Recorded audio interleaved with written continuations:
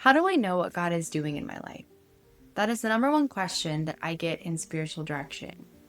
Is this from God? Is this from me? How do I know it's God's will, or what does his voice sound like? There's a rule that I came across from St. Ignatius of Loyola that has forever changed the way I hear from God. Simple. Is God on my screen or not?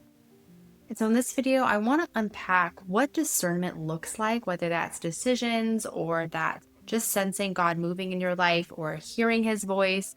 It can be really easy to dismiss and miss God because we are skeptical of him actually working. When there are actually some tried and true practices and guidelines to discern his voice that the church mothers and fathers have been sharing about for hundreds of years. Discernment is kind of like a muscle. Imagine you want to do push-ups, but you've never done push-ups before, and you expect to do 10 or 15, but you start to do push-ups, you can only do one or two, and you just give up and say, well, push-ups don't work. God clearly doesn't speak to me. You might have thought you've heard God's voice, you thought you obeyed, but then it clearly wasn't God's voice. Then you're filled with self-doubt and confusion. Those moments are actually some of our greatest teachers. They show us where our limits are, where we're not sure what God was doing. And most of those times and those decisions are pretty small. And those are the moments where we can build the muscle. And that's why the screen rule is so helpful when it comes to discerning, is this from God or not? A lot of people also ask me, is this the devil? Is this my flesh? Is it the world? How do I know which voice to listen to? We can unpack those in other videos.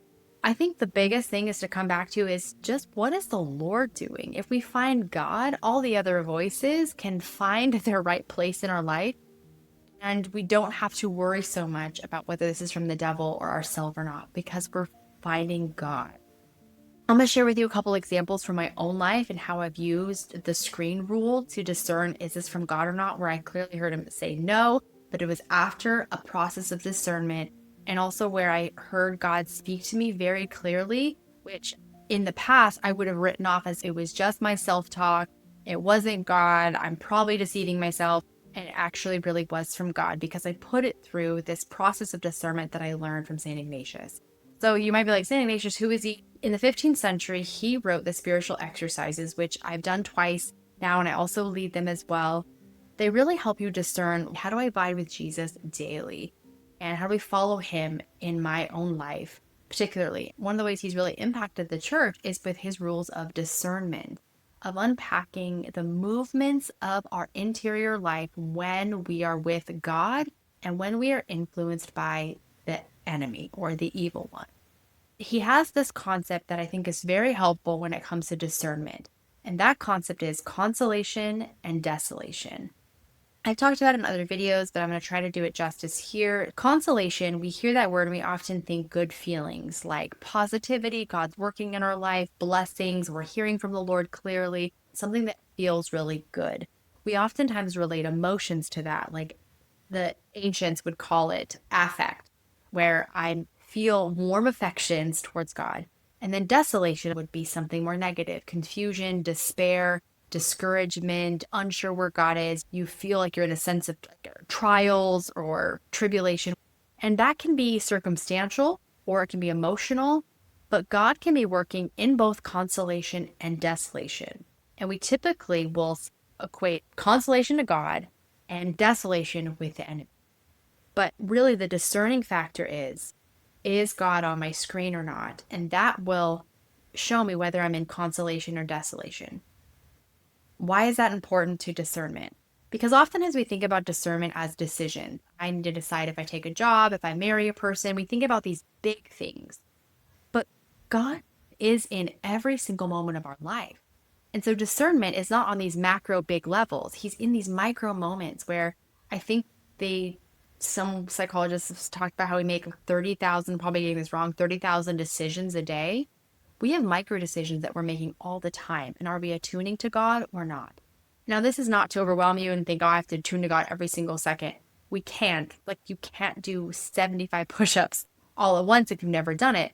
But you can learn over time. In those micro moments, we can learn, hey, am I discerning God's voice? Or is this mine. The consolation and desolation really helps anchor, is God on my screen or not? Really, the screen rule means, is the flow of my life moving me towards God or away from God? We might be praying about something and we might really want God to say yes. So we might actually move ahead of God and do something. And that can give us a lot of fear. Why? We don't want to do that. But the screen rule really helps us. Whatever this decision is or this posture of my life, whatever, is this leading me towards God or away from Him? If it's leading you towards God, it's consolation. And that means even trials, even hard things, even things disheveled in your life, trauma that you're working through, or something that feels hard or heavy, if you are sensing the Lord or God is on your screen in the sense of your heart is moving towards Him, you're seeking His face, that could very well be a place of God's movement. And so our emotions do not dictate whether God is working or speaking in our life, but we include them to be part of the process of discerning, is this moving me towards God or away from God? If we're in desolation, it's moving us away from God. God is not on our screen. And so we need to be careful when we make decisions, especially big ones, unchangeable decisions. Remember, a lot of decisions are changeable. If it's whether you join a club or not, or you say yes to a job, you can actually say no and say, I thought about it more. Obviously, there are implications based on what those decisions are, but we often worry about that there's this one right, perfect will that God has for us. And He gives us a lot of free reign. It's like when Paul talks about as we mature, we move from milk to eat solid food. As we grow and mature, we aren't just given neon signs or the blueprint or the 5 steps. God gives us a ton of freedom. And with that freedom comes some anxiety and responsibility to learn how to discern. Romans 8:14 talks about how we are being continually led by the Spirit. So this is not a one and done thing where we have our tool belt and now all of a sudden discernment is a switch. We can turn it on or off. One of my favorite metaphors that Ignatius used to unpack this more clearly is this idea of a drop of water hitting a sponge where it goes in, it sinks in, and it resonates, or the drop of water hitting a rock where it hits it, but it glides off. It takes discerning in our hearts where that subtle little movement is. It's a subtle, still small voice of God, or a still small yes, or a still small no. If a drop of water hits a rock, it doesn't go in. There's a little bit of abrasiveness with it, and oftentimes it doesn't feel very strong. An example in my own life, a couple months ago, I was invited to be on a leadership team at my church, and I immediately felt this excitement, like, oh, they want me part of this. Cool.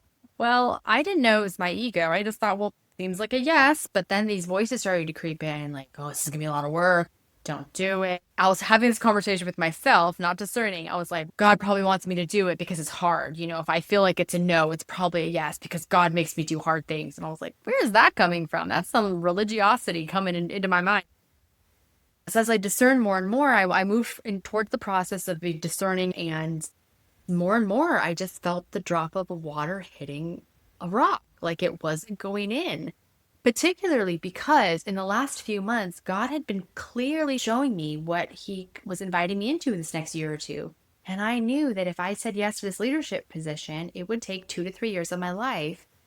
And it would mean saying no to what God had said I needed to say yes to months ago. Because when God was on my screen, when I was discerning this with my community and what it seemed to be aligning in my life, this new opportunity came up. Really was a good invitation. Nothing was wrong with it, but it wasn't my invitation. And I knew I could say no because in the future, God could have something else down the pipeline for me. I don't have all the answers, but I knew subtly that this wasn't for me. So I was able to say no. I have another example where I could have easily thought it was just myself talking. One day I was reading scripture, and which that is a moment where God is clearly on my screen because I'm reading scripture. And I had this overwhelming warmth in my chest, and I wanted to start journaling right away. And I felt like God was speaking to me through my journaling. And I get a lot of pushback for thoughts like this. I believe He can speak to us in that way. At the same time, we also can speak to ourselves in that way too. It's a both and. But this is how I knew it was God, because I put it through the screen test. Felt this warm feeling. I wrote down what I thought God was saying. And after rereading it, I had this immediate sense of gratitude.